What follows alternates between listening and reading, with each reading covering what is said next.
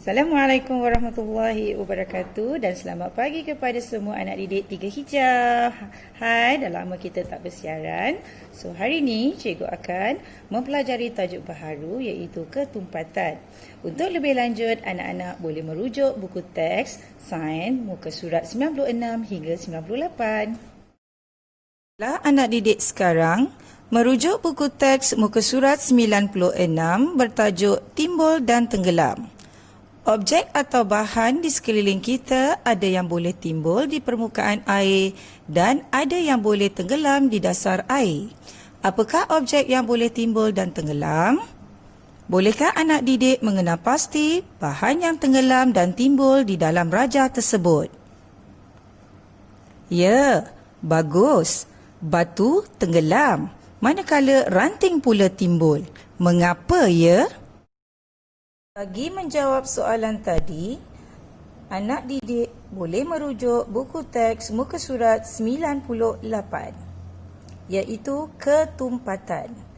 Timbul atau tenggelam sesuatu objek adalah berhubung kait dengan ketumpatan objek tersebut terhadap ketumpatan air. Sila perhatikan situasi di bawah. Berdasarkan situasi di bawah, kita boleh melihat span mempunyai banyak rongga udara, menyebabkan ia terapung. Manakala sabun tidak mempunyai rongga udara, menyebabkan ia tenggelam. Ini menunjukkan bahawa ketumpatan setiap objek adalah berbeza. Ada objek yang lebih tumpat daripada air dan ada objek yang kurang tumpat daripada air. Kesimpulannya, objek yang kurang tumpat daripada air akan timbul. Objek yang lebih tumpat daripada air akan tenggelam. Untuk lebih kefahaman, anak didik boleh menonton video ini. Sesetengah objek timbul di permukaan air manakala yang lain tenggelam. Mengapa? Ia adalah disebabkan oleh ketumpatan. Objek yang berbeza mempunyai ketumpatan yang berbeza. Apabila objek adalah kurang tumpat daripada air, objek tersebut timbul.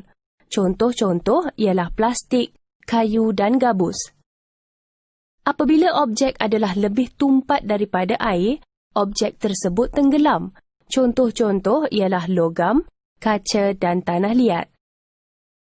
Tetapi, adakah anda tahu anda boleh membuatkan objek yang lebih tumpat timbul di permukaan air? Sebagai contoh, sebiji telur. Apabila diletakkan ke dalam air, telur tenggelam kerana ia lebih tumpat daripada air. Untuk membuatkan telur timbul, tambahkan garam ke dalam air. Larutkan garam di dalam air sehingga ketumpatan air menjadi lebih tinggi daripada ketumpatan telur. Kesannya, telur timbul di permukaan air garam.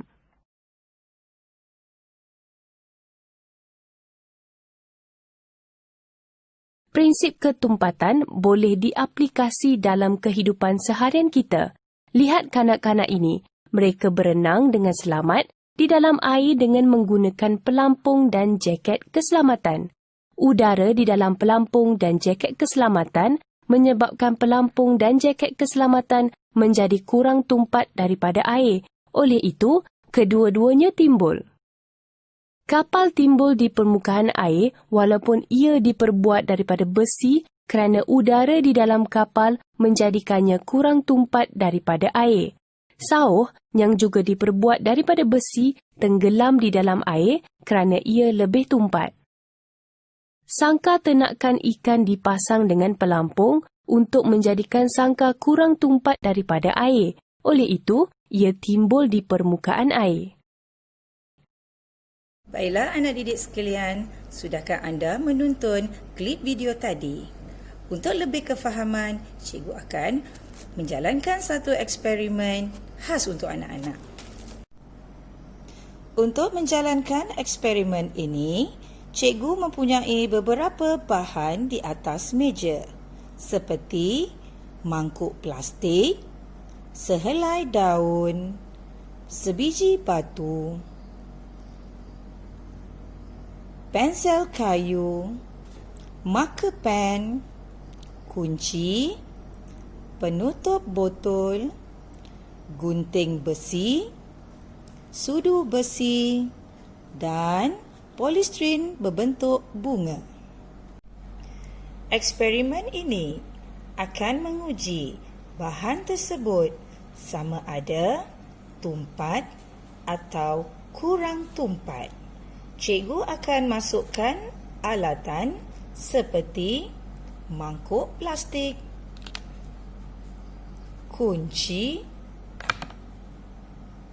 penutup botol, gunting besi, sehelai daun, sebiji batu,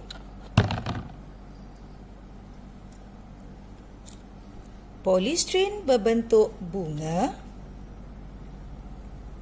pensel kayu,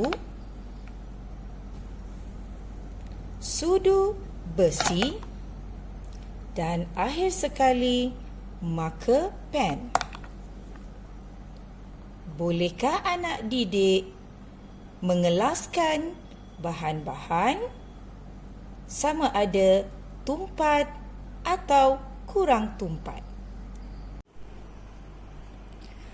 Anak didik boleh membuat uji kaji di rumah menggunakan bahan-bahan yang ada di sekeliling untuk mengenal pasti bahan tersebut tumpat atau kurang tumpat.